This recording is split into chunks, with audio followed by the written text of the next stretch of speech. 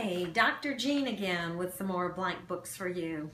I think the more time children spend in front of a computer screen, the more they need these hands-on blank books that really encourage them to think outside the box. And I know a lot of the research is showing now that you get a lot more activity in the brain when children actually write by hand and draw versus just typing a key on a computer. So, first one today is the STEP book. It's 2 sheets of paper, and you put the top sheet about 1.5 inches below the bottom sheet, and then you fold backwards.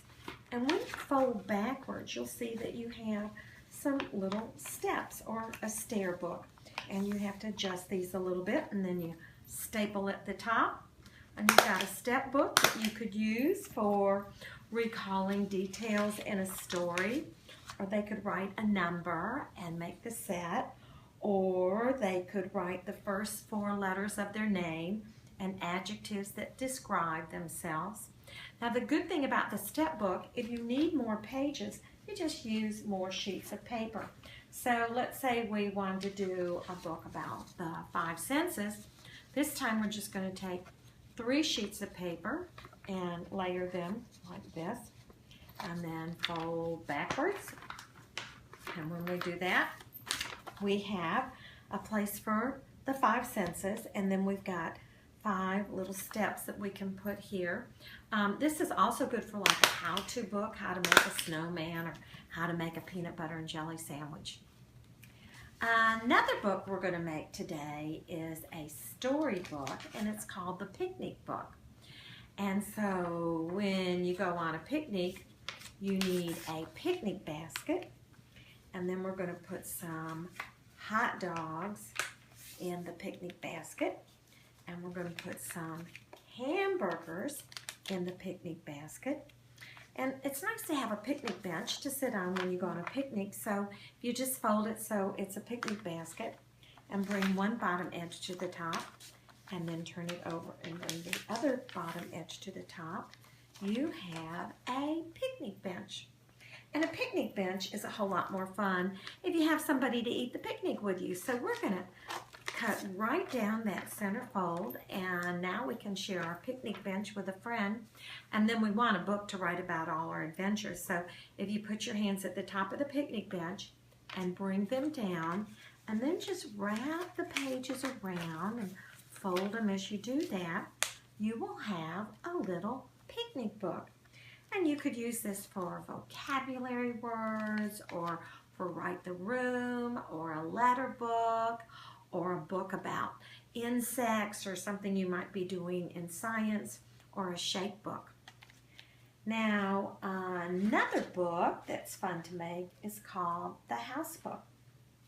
And first you take a sheet of paper and fold it in half lengthwise, and then open it up and fold one corner down to the middle and the other corner down to the middle.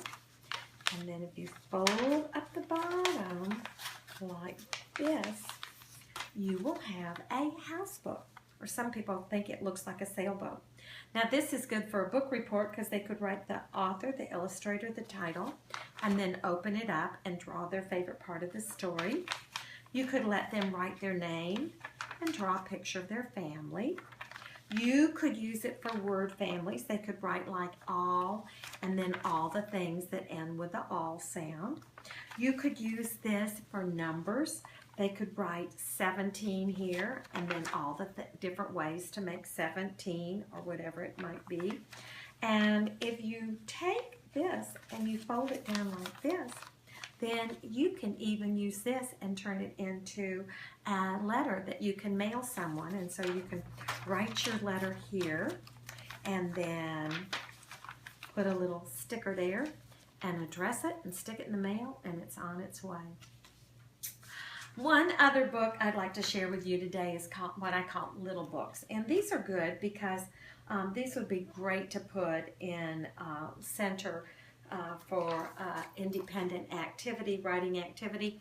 And this one, again, you can use as many pages as you want. So if you were doing a book on the 4 senses, you'd use 4 pages. If you wanted to do one with the days of the week, you'd use 7 sheets of paper, so you can vary it.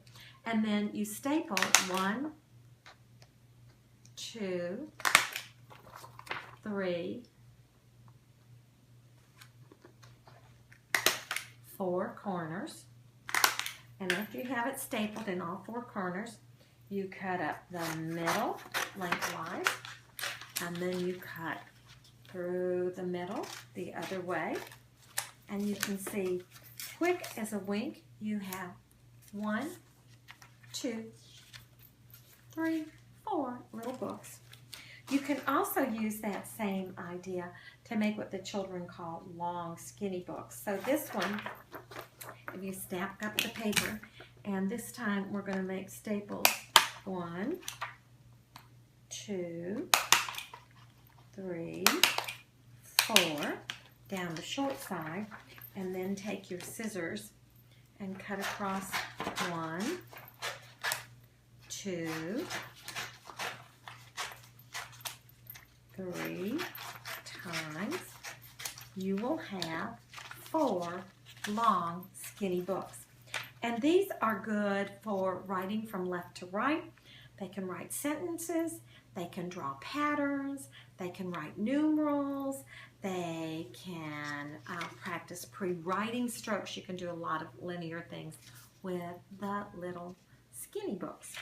So, I hope you think of some other great ways to use these books in your classroom, and save them with your children and send them home, and you'll have a real treat for them to share with their families.